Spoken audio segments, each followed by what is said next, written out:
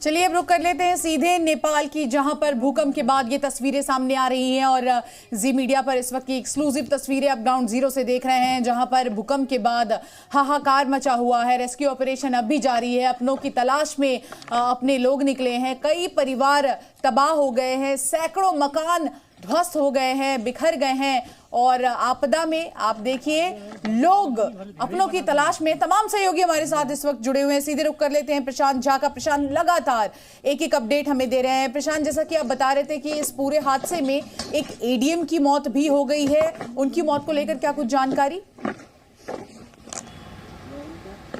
देखिए, और एक बड़ी खबर आपको दे रहे हैं कि जहां पर जाजरकोट के पास में नलगर नगर पालिका है, उसकी जो उप प्रमुख थी सरिता सिंह, उनकी भी मौत हो गई है और रात में अपने घर में वो सोई हुई थी और उस दौरान पूरा मकान उनका गिर गया। उनकी बॉडी अभी रिकवर किया गया है। ये सरिता सिंह नगर पालिका की उप प्रमुख थी, उनकी भी मौत हुई है। इसके अलावा जो नलगर के कई मकान, लगभग वहां पर मैक्सिमम जितने भी घर थे वो सारे घर डैमेज हो चुके हैं। रेस्क्यू ऑपरेशन जारी है। नेपाल प्रहरी के साथ साथ नेपाल आर्मी वहां पर उतर चुकी है। इसके अलावा जो वहां नेपाल सशस्त्र प्रहरी है, उसकी भी पूरी टीम को नेपाल के प्रधानमंत्री के आदेश के बाद उतार दिया गया है। साथ में आसपास के जितने जिले हैं उनके तमाम अस्पतालों को अलर्ट मोड पर रखा गया है।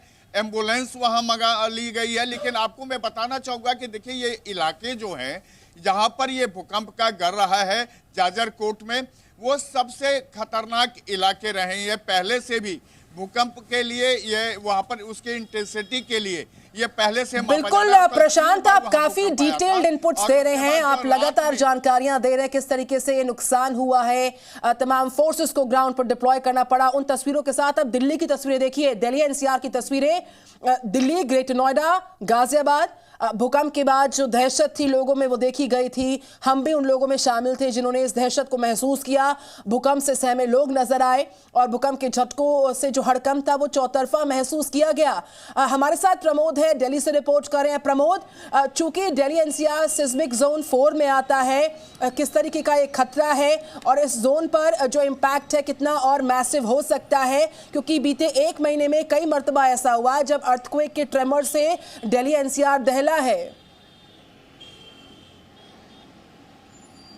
देखिए, बिल्कुल जो हिमालय रेंज है जिसमें नेपाल, अफगानिस्तान, वहाँ पर अगर ज़मीन के नीचे कुछ भी हलचल होती है तो उसके बाद उसका असर जो है दिल्ली एनसीआर में भी देखने को मिलता है। दिल्ली एनसीआर की जो ज़्यादातर बिल्डिंग है वो लगभग 6 अगर रिएक्टर स्केल पे उसकी तीव्रता होती है तो उसको झेल लेती है। लेकिन अगर यही रिएक्टर स्केल पे तीव्रता 7 से ज़्यादा होती है तो भारी तबाही हो सकती है। दिल्ली में 80% जो बिल्डिंग है उसे अनसेफ माना गया है। ज़्यादातर अनऑथराइज्ड कॉलोनी थी जिन्हें ऑथराइज किया गया, लेकिन उनका जो रिकन्स्ट्रक्शन है वो नहीं किया गया। वो बिना अर्थक्वेक रेसिस्टेंस के ही बनी हुई है, घनी आबादी है, कोई मास्टर प्लान वहाँ पे लागू नहीं किया गया है। अगर कभी भूकंप आता है तो वहाँ से निकलना बड़ा मुश्किल हो सकता है।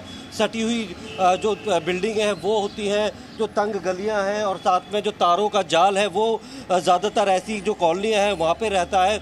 इसके अलावा जब ये बात महसूस की गई थी, एक रिपोर्ट तैयार की गई थी, उसके बाद अब जितनी भी नई कंस्ट्रक्शन दिल्ली एनसीआर में होती है तो उसके लिए बाकायदा अर्थक्वेक रेसिस्टेंस जो टेक्निक है उसका इस्तेमाल किया जाता है, उसके बाद ही एनओसी दी जाती है। लेकिन अभी भी दिल्ली जो है वो सिस्मिक जोन 4 में आती है और कभी भी कोई बड़ा अगर भूकंप आता है तो भारी तबाही मच सकती है। और जब अगर कहीं पे भी भूकंप आता है तो उसका असर दिल्ली एनसीआर में देखने को मिलता है, क्योंकि अगर हिमालय जो रेंज है वहाँ पे अगर भूकंप आता है तो दिल्ली एनसीआर तक पहुँचते पहुँचते उसकी तीव्रता थोड़ी कम हो जाती है और इसी की वजह से लोग झटके ज़रूर महसूस करते हैं, लेकिन जान और माल की उतनी हानि नहीं हो पाती है।